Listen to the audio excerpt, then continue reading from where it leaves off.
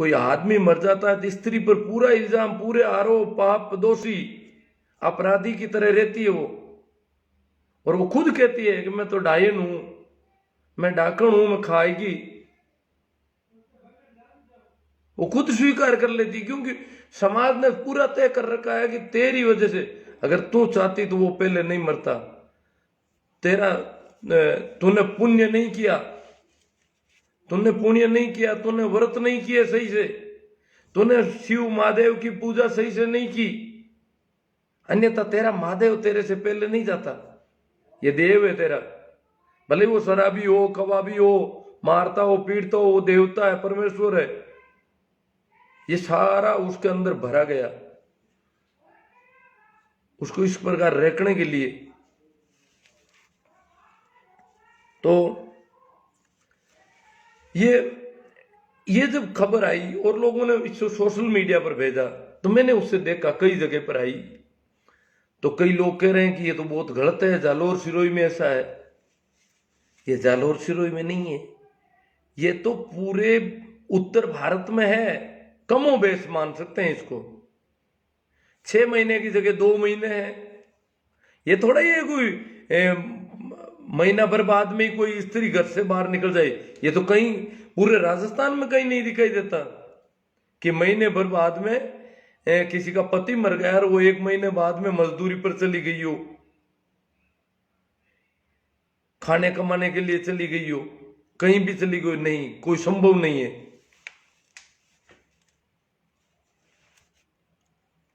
उसे ऐसे ही रहना पड़ता है। ये तो सब जगह है।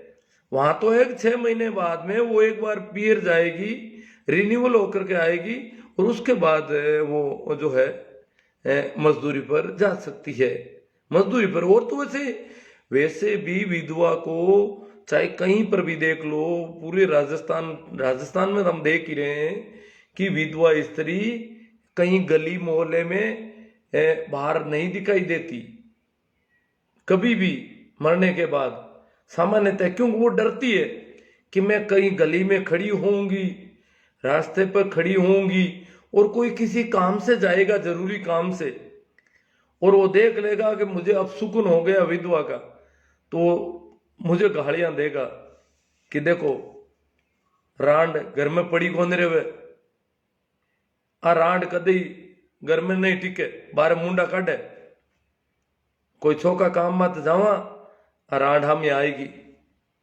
मतलब ये परंपरा सब जगह है, चाहे वो विधवा 10 साल पहले हो गई हो, परंतु विधवा इस बात से डरती है। यार मान लो गाड़ी में 20 आदमी है, 50 आदमी है, बस है या कार है, कार में 5-7 आदमी, 5-7 ही एक साथ कहेंगे, अगर वो कोई विधवा मिल गई रास्ते में, गली में कहीं वो निकल रहे हैं, तो विधवा को सुना करके देंगे, रांडू पड़ियो बंद रही थे घर में, बारे मुंडा काटे, कोई चौका काम में जावा, रांडा को ऊंद इंदू को बापड़ो पो मरियो। मतलब ये कहानियां, तो ये स्थिति तो सब जगह है। ये तो शेखावाटी में भी है, ये स्थितियां सब जगह ही है। विधवाओं के मामले में समाज की सोच बहुत अलग तरह की, जबकि विदुर के मामले में नहीं है। वो भी तो गली में खड़ा रहता है, वो कहीं भी मौके की जगह पर, वो तो बीच में घूमता है सबके बीच में, और बड़े ठाट बाट, उसके तो कोई रंग रोगन में ही फर्क नहीं पड़ता। स्त्री के तो सारे सरकार उतार लिए जाते हैं, कपड़े ही अलग ढंग के कर दिए जाते हैं, पूरा यूं जैसे कोई बहुत बड़ी अपराधी हो, ये इस प्रकार कर दिया जाता है उसको। ये क्या है? ये स्त्रियों के ऊपर थोपी गई व्यवस्था है सारी की सारी, और स्त्रियां इसे स्वीकार कर लेती है। स्त्रियों को पता नहीं कि ये तो ये इन्होंने तय कर रखा है। भाई अगर किसी की पत्नी मर गई या किसी का पति मर गया, दोनों में से कोई मर गया, तो बराबर स्थिति होनी चाहिए। वो तो बातें चला रहा है, वो तो जिस दिन उसकी पत्नी मरी उस दिन वो तो खिलखिला रहा है, बोल रहा है, चाहे जो कैसे कह रहा है, जोर जोर से बोल रहा है। उसको तो जोर से बोलने की तो पूरी जिंदगी में आजादी नहीं मिलती। अगर कोई विधवा हो जाए स्त्री, तो वो पूरी जिंदगी कभी कहीं जोर से नहीं बोल सकेगी, किसी चौक में, चौबारे में, या कहीं पर भी तेज आवाज में वो नहीं बोल सकती, वो इधर उधर आ जा भी नहीं सकती ज्यादा। अगर कहीं भी निकलेगी तो लोग कहेंगे रांड होनी हुई है, अब फिर है। ऐसी ही खबर आज राजस्थान पत्रिका ने दे दी। आज की राजस्थान पत्रिका में आया है कि झूठ बोलते हैं सरकारी आंकड़े, सरकारी आंकड़े झूठे हैं। वो कह रहा है सरकारी आंकड़े कहते हैं बाल विधवा नहीं है कहीं पर भी राजस्थान में। बाल विधवा का कंसेप्ट बड़ा अजीब है। विधवा होने से भी और ज्यादा बुरी स्थिति बाल विधवा हो जाना। छोटी उम्र में शादी, 10 साल की बच्ची की शादी कर दी और उसका पति मर गया। क्या पति 10-12 वर्ष का लड़का कहीं मर गया तो वो वहां विधवा हो गई। अब उसने पति को ढंग से देखा भी नहीं होगा बेचारी ने, कैसा वो पति था, क्या था, कहां मर गया वो कहीं बैठी, वो तो पियर में बैठी शादी कर दी, हाथ पीले कर दिए उसके। छोटी उम्र में किसी बच्ची के हाथ पीले कर दिए और वो भैया कहीं मर गया, उसने उस भैया को ठीक से देखा भी नहीं कभी और वो बाल विधवा हो गई। अब वो न तो शादी कर सकेगी न और कुछ कर सकेगी, उसको तो पेंशन भी नहीं मिलती बेचारी को विधवा की, क्योंकि सरकार मानती नहीं कि बाल विवाह होते हैं। बाल विवाह भी नहीं मानती तो बाल विधवा कैसे मानेगी। तो सरकारी आंकड़े इसने पत्रिका भास्कर ने जो खबर निकाली अब वो कह रहे सरकारी आंकड़े गलत हैं। 5 जिलों में 350 बाल विधवाओं के पास जाके आया भास्कर के पत्रकार, अलग अलग जगहों पर 350 बाल विधवाओं से संपर्क किया है जो छोटी उम्र में विधवा हो गई। 5 जिलों में अलग अलग उनके पत्रकार गए हैं। आजकल हर ब्लॉक हर तहसील पर एक पत्रकार होता है, तो वो जगह जगह घूम के आए, पता लगेगा कि बाल विधवाएं कहाँ हैं। तो 350 की लिस्ट उन्होंने तैयार कर दी। ममता भूपेश जो मंत्री हमारी बाल विकास, महिला और बाल विकास, उनसे पूछा गया तो वो बोलती है मुझे कुछ पता ही नहीं, हो ही नहीं, हमारे आंकड़ों में तो कहीं कोई बाल विधवा है ही नहीं। क्योंकि बाल विधवा का प्रमाण पत्र देने का मतलब यह है कि बाल विवाह हो गया। और बाल विधवा कुछ जातियों में, बहुत सारी ऐसी जातियां अभी भी जो अभी भी विधवा विवाह नहीं करती। विधवा विवाह का कंसेप्ट, विधवा विवाह करना अपने आप में हल्की जात होने का संकेत है। अगर कोई जाति विधवा विवाह करती है तो उसको नीची जाति में माना जाता है। जो उच्च वर्ग माने जाते हैं वो विधवा विवाह नहीं करते इस देश में।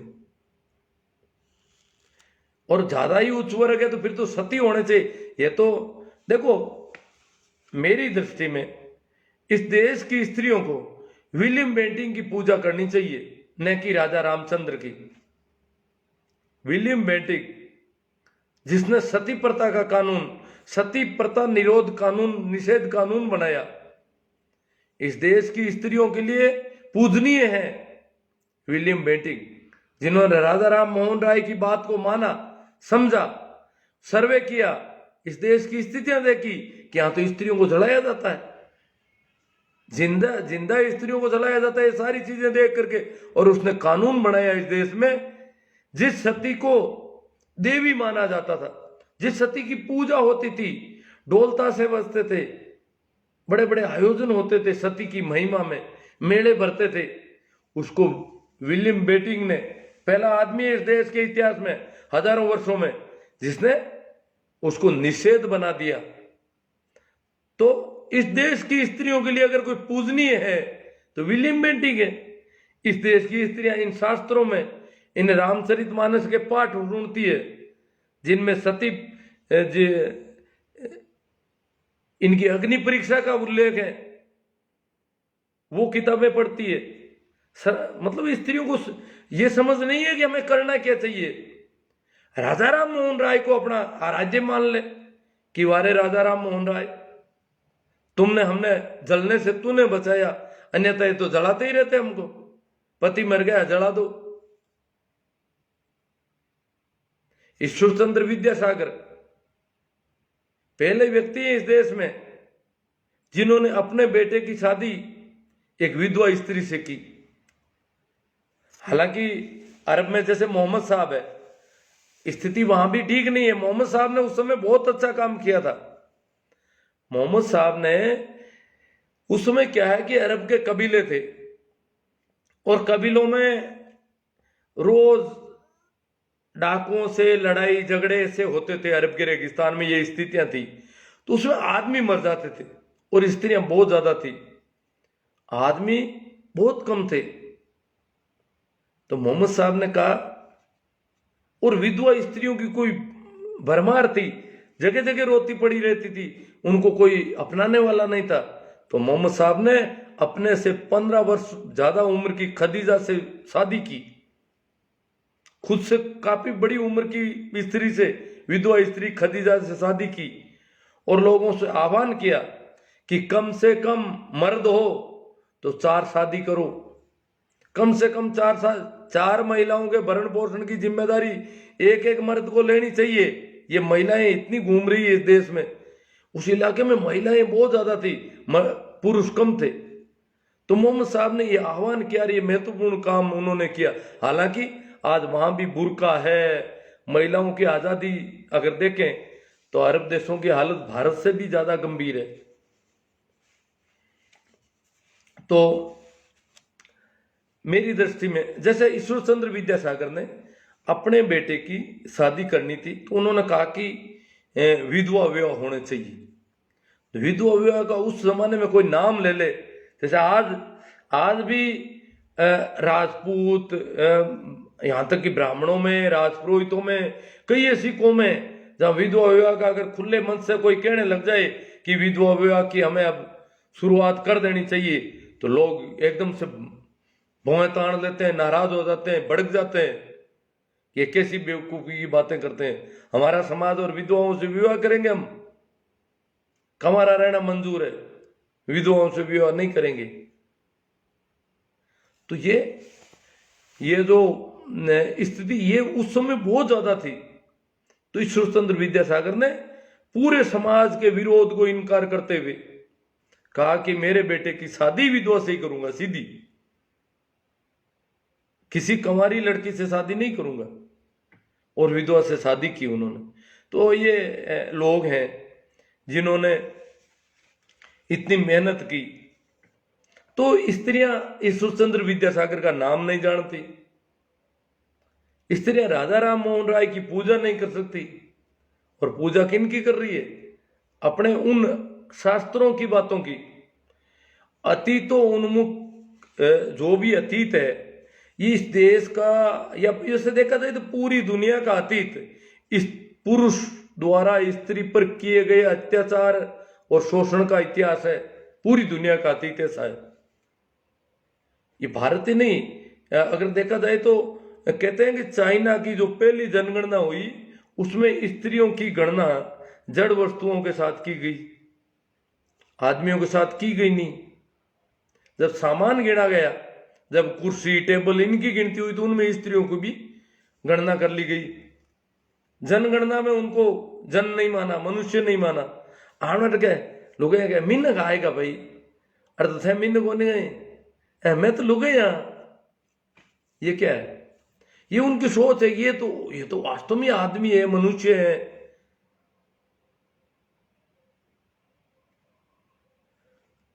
और हम तो क्या है, ये तो हम तो उनके पीछे बंधी हुई है, जो उनके वो पीछे पीछे चलती रहती है। तो अगर देखा जाए तो इंग्लैंड जो बहुत ही अग्रणी देशों में माना था, इंग्लैंड में भी महिलाओं को कई सैकड़ों, लगभग पुरुषों के 300-400 साल बाद में महिलाओं को मताधिकार मिला। तो कमोबेश पूरी दुनिया में महिला 2वीं दर्जे की नागरिक रही है, परंतु हमारी स्थिति बहुत ज्यादा शोचनीय है। यहां तो स्त्री होना मात्र एक तरह से अभिशाप है। अगर कोई स्त्री है तो पता नहीं कितने दर्द से गुजरती है वो, कितनी पीड़ाएं, कितनी जिम्मेदारियां उसकी। शादी हो गई, शादी नहीं हुई तब तक तो व्रत करती है इस बात के कि अच्छा वर मिल जाए। बहुत व्रत करती है, कई पीपड़ियां पूछती है कि मुझे अच्छा पति मिल जाए। अब अच्छा पति मिल जाए ऐसा, अगर वो खुद शादी करे कहीं किसी से, अच्छे आदमी से, वो तो कर नहीं सकती। अच्छा पति मेरे पिता को, इनको पसंद आ जाए और वो आदमी अच्छा हो, ये शर्तें कितनी गजब की है। वो किसी अच्छे आदमी से शादी करना चाहे तो वो तो समाज स्वीकार नहीं करता, खुद तो कर नहीं सकती। ये लोग जिससे शादी करें वही अच्छा हो जाए कैसे ही करके, फिर वो ऐसे व्रत करती है। उसके बाद में उस पति को जिंदा रखने के व्रत करती है कि ये जिंदा नहीं रहा तो हालत खराब हो जाए। फिर खाने पीने के जो प्रबंध देखा जाए, काम का वर्क अगर देखे स्त्री का, तो 365 दिन में स्त्री को कभी कोई छुट्टी नहीं है। स्त्री को कोई छुट्टी नहीं होता, अवकाश होता ही नहीं है। रोज हर स्त्री को 8-10 घंटे ड्यूटी देनी पड़ती है, घर के काम, चाहे पुरुष कुछ भी नहीं करता हो, आवारा फिरता हो, फिर भी वो समय समय पर सारे काम करती।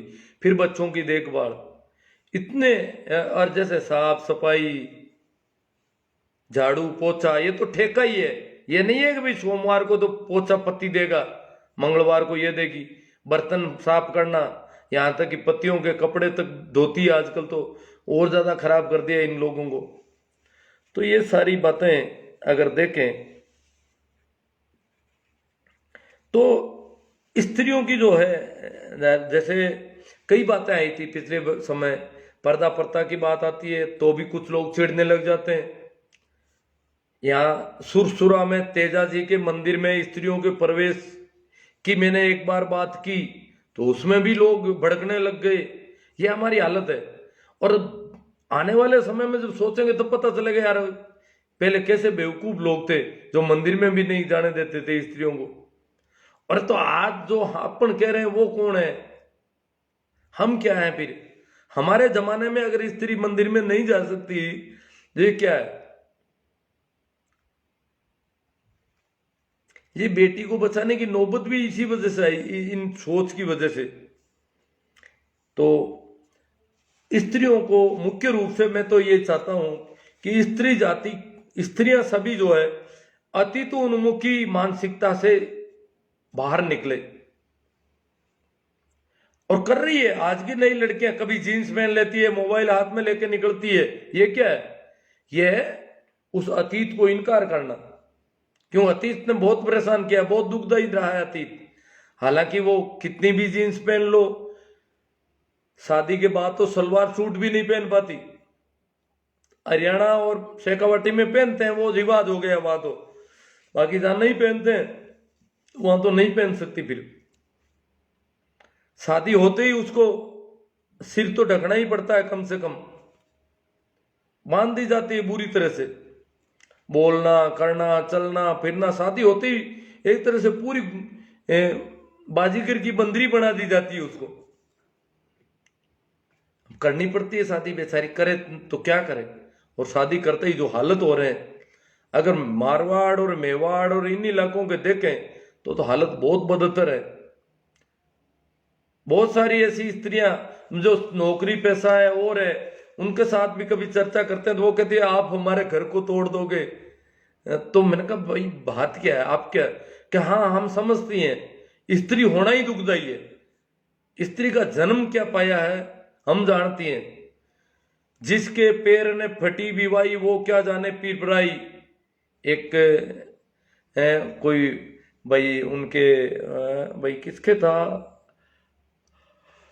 किसी पोस्ट पर प्रेमानंद ने ये वक्तव्य दिया था, भाई जिनको पीड़ा का पता नहीं है, स्त्री है उनको पता है। अगर स्त्रियों से स्वतंत्र रूप से सारी चीज पूछी जाए कि पर्दा ये वो सारी चीजें जो भी है, इनके यहाँ किले डाल दिए, यहाँ डाल दिया, यहाँ से बांध दी, इधर कहीं से किधर बांध दी, वो सारी चीजें अगर उनसे पूछा जाए तो कहते हैं करें क्या। स्त्री होना ही दुखदाई है ऐसा लग रहा है। ये क्यों हो गया? ये यहाँ की सामाजिक सोच की वजह से। बाकी स्त्री होना दुखदाई नहीं हो सकता, इस इलाके की सामाजिक सोच गड़बड़ है।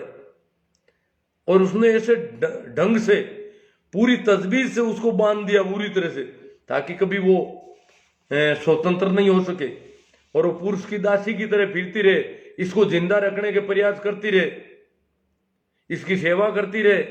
ये पहले से ही 15 साल बड़ा खांसता है, खंकारता है, उसके थूक बाहर निकालती रहे, सफाई करती रहे उसको, उसके कपड़े तो वो जमाने में धोने लग जाती है बेचारी, तो बाद में तो पता नहीं क्या क्या करना पड़ता है उसको।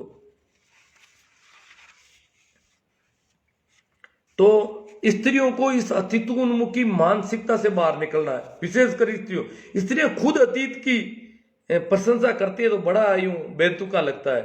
हाँ, प्रशंसा करो, राजा राम मोहन राय की करो, लॉर्ड विलियम बेंटी की करो, ईश्वर चंद्र विद्यासागर की करो, जिन्होंने भी स्त्री की आजादी के लिए मेहनत की है। बाबा साहब अंबेडकर की करो, जिन्होंने संविधान में इतनी व्यवस्था कर दी। ज्योतिबा फूले, सावित्रीबाई ने लड़कियों को पढ़ाना शुरू किया तो बड़ा बवाल मचा पूरे गांव में, उसको मारने पीटने लगे कि लड़कियों को पढ़ाओगी, शर्म नहीं आती तुमको।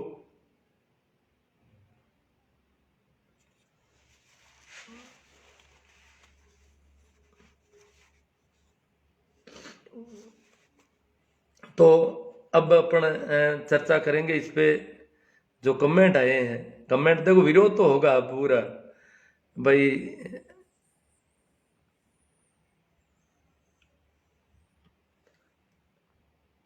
प्रणाम, राम राम, नमस्कार तो सबसे हो ही रहा है।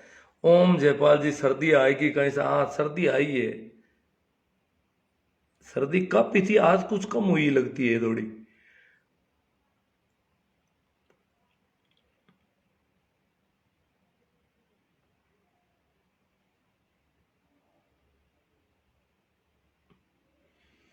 कालू राम जी, मैं सर आपकी सोच को हम सलाम करते हैं। कोना पड़ता कैलाश राम जी चौधरी, हाँ, वेदवी का कोना बहुत गलत है। मतलब ये वेदवी का कोना सब जगह ही है, घर से बाहर तो कोई भी विधवा कहीं निकल नहीं सकती आराम से। चंपालाल जी बेनीवाल बाड़ में से, गुरु जी हनुमान जी बेनीवाल जनता की सेवा करते हैं 24 घंटे। तो इसका मैं क्या करूं भाई। ओम जयपाल, इस पाखंड से समाज को रूबरू करवाने के लिए आभार।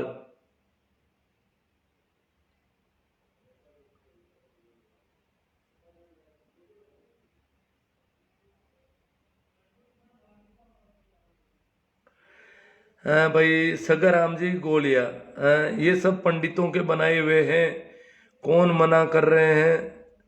वे आराम से बैठकर शोकाकुल है, त्योहार तक शोक प्रकट आदमी औरत सब रखते हैं। अब सगाराम जी पता नहीं कितना रखते हैं।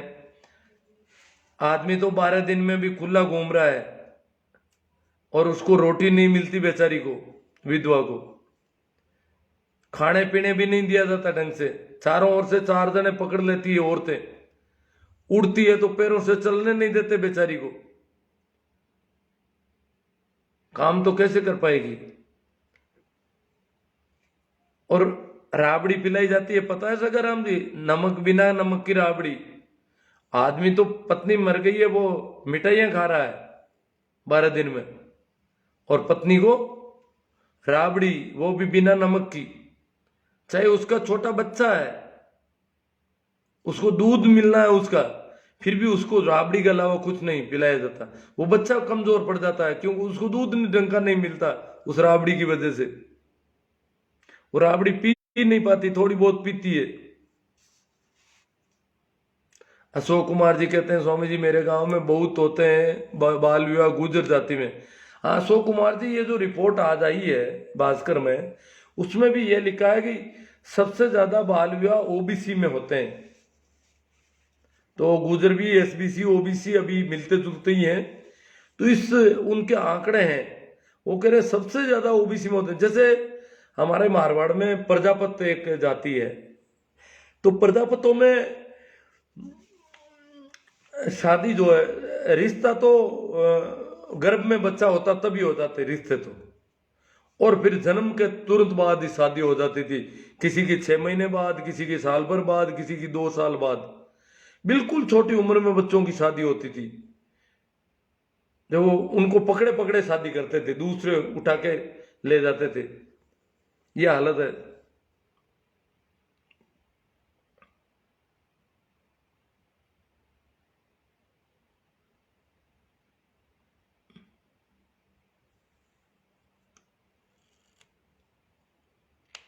अजय सिंह बिश्नोई, खेल के देखो तुम चूने से होली, फिर सोचो कि विधवा का जीवन कितना रंगहीन होता है।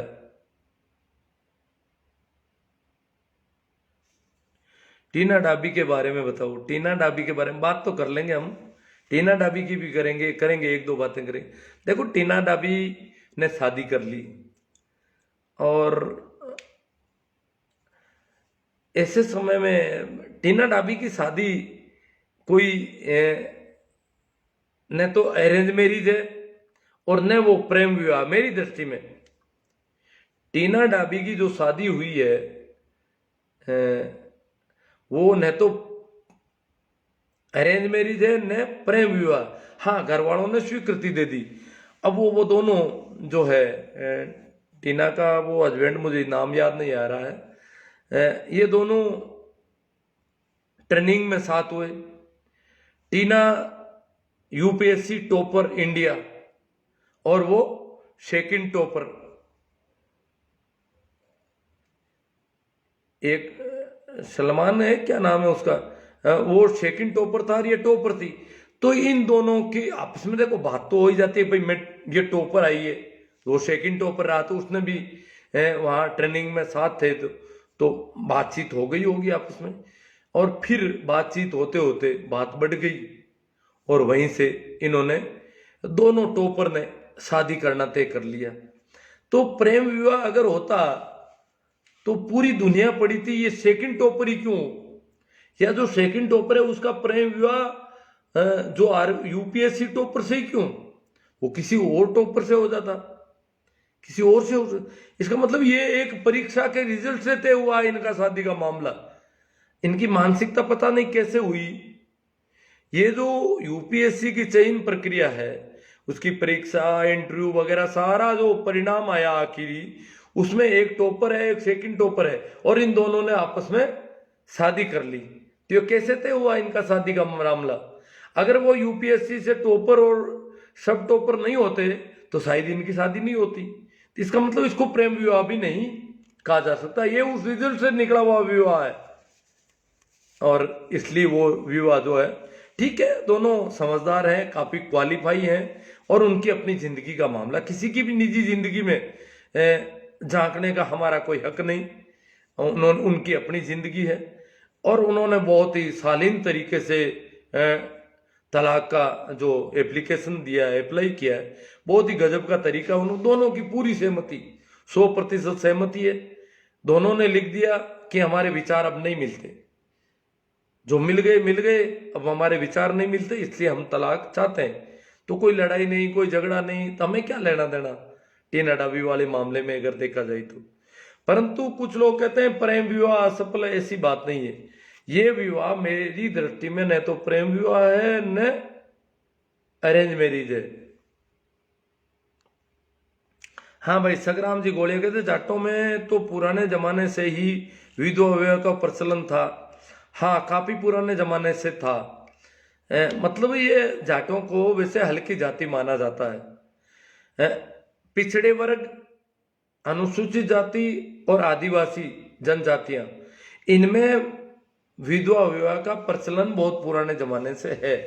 इनको भारतीय समाज की मुख्य धारा में माना भी नहीं गया कभी। समाज की जो मुख्य धारा के लोग हैं वहां विधवा विवाह नहीं थे। इनमें तो सती प्रथा भी बहुत कम थी, पर विधवा को परेशान नीची जातियों में भी किया जाता है। पिछड़े वर्गों में विधवाएं काफी परेशान रहती है, उच्च वर्गों में तो बहुत ज्यादा रहती है। पिछड़े वर्गों की विधवाएं भी बहुत यूं ठीक नहीं मानी जा सकती, खुले मजदूरी करने और इतना ज्यादा काम नहीं कर पाती। हाँ, अनुसूचित जाति की विधवाएं जल्दी मजदूरी में निकल जाती है। पिछड़े वर्गों की और भी रुकना पड़ता है, उनको काम पर भूखा मरना पड़ता है। घर में अगर अनाज नहीं है तो भी मजदूरी नहीं जा सकती कुछ दिन तक पिछड़े वर्गों की महिलाएं। और जो उच्च वर्ग हैं उनकी तो आप और हम जानते ही हैं वहां तो विधवा ही रहना पड़ता है उसको जीवन भर। हाँ भाई, चेतन प्रकाश जी नवल बाल विवाह, विधवा प्रताड़ना, सती प्रथा का विरोध तथा विधवा विवाह, महिला शिक्षा के लिए ज्योतिबा फूले ने आंदोलन और अनुकरणीय काम किया। हाँ, ज्योतिबा जी ने किया था, खूब काम किया इस पे। अनोब सियाग रुदिया, पुराने गलत तरीकों का विरोध करो लेकिन अपनी संस्कृति से छेड़छाड़ मत करो। अजी संस्कृति, अगर यही संस्कृति है कि महिला को ढांक कर रखो, उसको खाने पीने को मत दो, उसको काम मत करो, वो घर में भूखी मरे तो मरे, विधवा है इसलिए वो काम पर नहीं जा सकती, तो ऐसी संस्कृति हमें नहीं चाहिए। जो भी कचरा संस्कृति उसको फेंको। हो सकता है गलतियां पहले हो गई, क्या गलतियां जारी रखेंगे हम? नहीं, हमें जमाने के अनुसार बदलना पड़ेगा। ये कितने दिन तक ढोएंगे? जितनी भी संस्कृति हो, जितनी भी पुरानी चीजें हैं, वो सारी की सारी, मैंने कहा अतीतोन्मुखी मानसिकता मात्र महिला विरोधी है। अतीतोन्मुखी मानसिकता मात्र पिछड़े वर्गों और अनुसूचित जातियों के विरोधी है। अतीतोन्मुखी मानसिकता मात्र ग्रामीण लोगों के विरोधी है। अतीत की जो मानसिकता है, जो पुरानी चीजों को हम पकड़ के रखते हैं, तो पुरानी चीजें हमारे लिए खतरनाक है, नुकसानदायक है। यहां तक कि कम उम्र के लोगों के लिए भी नुकसानदायक, क्योंकि बड़ी उम्र की आज्ञा मानो, ये अतीत कहता है कि बड़ी उम्र के लोगों की आज्ञा माननी जरूरी है। क्यों भैया?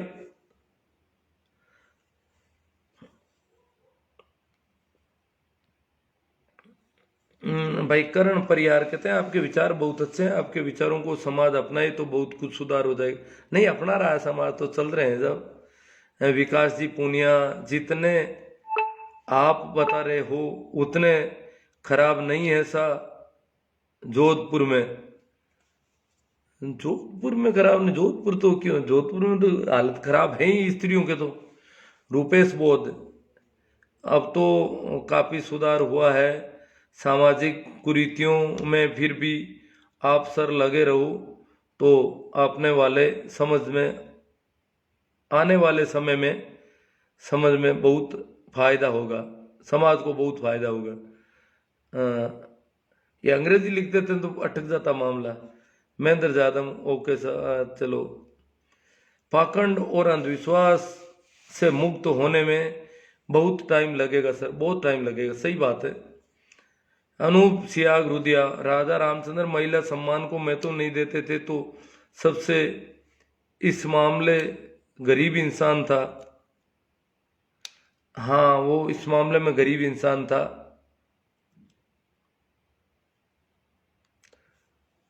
राजा रामचंद्र ने महिलाओं को सम्मान नहीं दिया भाई। बेचारी शूर्पणखा के कान नाक काट लिए लक्ष्मण ने, और भैया कह रहे थे कि हाँ काट ले तुम, तो क्या सम्मान बताएं इनका। वो तो प्रेम निवेदन लेके आई थी। रामेश्वर लाल जी नानिया, 3 तलाक बिल के बारे में आप क्या सोच रहे हैं? 3 तलाक बिल बहुत अच्छा है अगर उस पर ठीक ढंग से काम होता है तो, परंतु मुझे चिंता यहाँ की जो आस पड़ोस की महिलाएं हैं, रामेश्वर लाल जी नानिया, हमारे घर परिवार की जो महिलाएं, उनकी स्थिति को भी कोई अच्छी स्थिति नहीं है। महिलाएं तो क्या, लड़कियों को बेचारियों को मनचाही जगह पे पढ़ने नहीं भेजा जाता। मूला राम जी, वाह सर क्या कहना है। भंवरलाल जी कटारिया, गुड वर्क। हाँ आमिर है उसका नाम है ना, सुखराम जी। टीना डाबी का हस्बैंड जो है आमिर है, उन्होंने तलाक का आवेदन कर दिया है। आप सर इतना समय निकाल कर समाज को पाखंड और अंधविश्वास से रूबरू करवा रहे हो, इसलिए आपका बहुत बहुत शुक्रिया और आभार। प्रकाश जी मेघवाल, सर मैं आपके विचारों से बहुत प्रभावित हूँ। आज के इस युग में आप जैसी सोच रखने वाले बहुत कम लोग हैं। अनूप सियाग, शादी नहीं सांठ-गांठ की थी टीना डाबी और आमिर ने। हाँ जो भी किया था उन्होंने, शादी तो हो गई थी उनकी। विजय चौधरी, जब एक लड़की tight jeans top backless dress बिना बाजू वाला ड्रेस पहने तो उसे करेक्टरलेस बोल देते हैं। हाँ बोलते हैं विजय जी, क्या बताएं। लेकिन धर्म के नाम पर एक पतली सी साड़ी पानी से भीगकर और पारदर्शी हो जाती है, तब लोग उन्हें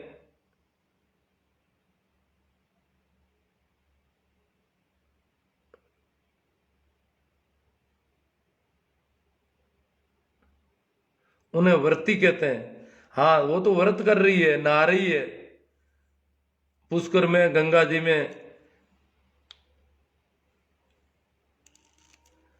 डॉक्टर कुमार विश्वास कवि का प्रेम विवाह सफल चल रहा है। चल रहा है, कुमार विश्वास का चल रहा है, किसी का चल जाता है, किसी का नहीं चलता है। हाँ विशाल भाई जाट कह रहे हैं कि विधवा महिला का अपशुकुन मानते हैं लोग। गुरुजी अपशुकुन मानते हैं तभी तो समस्या है बेचारी होंगे। करण परियार कहते हैं सभी को पता है कि ये कुरीतियां बहुत गलत है, लेकिन इसको कोई फेंकना कोई नहीं चाहता। जैसे अपन चर्चा करेंगे, विचार में बात आएगी, कर कैसे सकता है कोई आदमी। एक आदमी के बस की बात नहीं है, समाज का मामला है और समाजों ने जो तय कर रखा है वो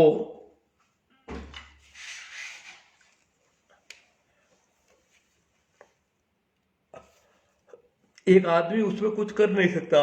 कोई अपने घर परिवार से या ऐसे कुछ नहीं कर सकता। अब सगाराम जी गोलियां लेके आए हैं, सबरी के हाथ के बोर खाए हैं। देखो ये तो सगाराम जी मामला बहुत गंभीर होता जा रहा है। आप मुझसे कहलवाओगे तो बड़ा गड़बड़ हो जाएगा। भैया ने हाथ से नहीं खाए हैं बोर, सबरी ने मुंह में से निकाल के बोर दिए हैं और खाए हैं। ये देख लो, अब मुंह में से कोई किसी को निकाल के बोर दे और खाए, इसे क्या कहा जा सकता है। अब उसको बाद में कह दे कि वो तो बदसूरत थी, वो अच्छी नहीं थी, सुंदर नहीं थी, बहुत बुरी शक्ल की थी, तो ये क्यों उसको इतना इतनी उसकी शक्ल के बारे में इतना क्यों कहा गया। कहीं ऐसा तो नहीं कि कोई शक नहीं कर ले कहीं इनका कि भाई मुंह में से बोर खाए हैं, मामला क्या है। इस शक पर पर्दा डालने के लिए कहीं ऐसा तो नहीं हो कि उन्होंने उसकी शक्ल खराब बता दी हो। खैर जो भी है, सभी को मेरा प्रणाम, नमस्कार, राम राम, और यही विराम दे देते हैं। देखो मित्रों, आज तो मैंने ये ले लिया टॉपिक, कल वापस वही गीजू भाई वाला ही चलाएंगे हम बच्चों के साथ। जो महिला और बाल विकास, महिलाओं और बच्चों, महिलाओं को मैंने बीच में ले लिया, मुख्य रूप से तो बच्चों। महिलाओं के लिए तो आंदोलन चलने शुरू हो गए, कई संगठन बन गए, महिलाओं की आवाज भी छोटी मोटी उठ रही है। आने वाले समय में हो सकता है कि महिलाएं ये कानून बनाने में भी सफल हो जाए कि जन्मे हुए बच्चे का बाप उसकी टट्टी पेशाब साफ करेगा। दूध मैं पिलाती हूं तो जो उत्सर्जन करता है वो करेगा। ऐसा कानून भी बन सकता है आने वाले जमाने में, क्योंकि जो इतने समय से उन पर ये थोपा गया तो उसका उल्टा भी वापस हो सकता है। तो महिलाएं तो आ जाएगी, पर बच्चों की वकालत जो गीजू भाई ने की, हम उसकी चर्चा वापस जारी रखेंगे। और वैसे परसों 23 तारीख है, परसों में सर छोटू राम की जयंती की पूर्व संध्या है, तो उस पर लाइव रखूंगा। सर छोटू राम के संबंध में अपन चर्चा करेंगे, बातचीत करेंगे, और 24 तारीख को सर छोटू राम की जयंती को हम कैसे मना सकें इस पर काफी होगा। तो कल तो गीजू भाई वाला होगा और परसों सर छोटू राम पर होगा। प्रकाश जी बारा, जय हो जीव तारो, प्रेम छापरवाल जी। समाज क्या कहेगा, लोग क्या कहेंगे, ये सब जिस दिन लोग इन सब से ऊपर उठ सोचने लगेंगे तब सुधार संभव होगा।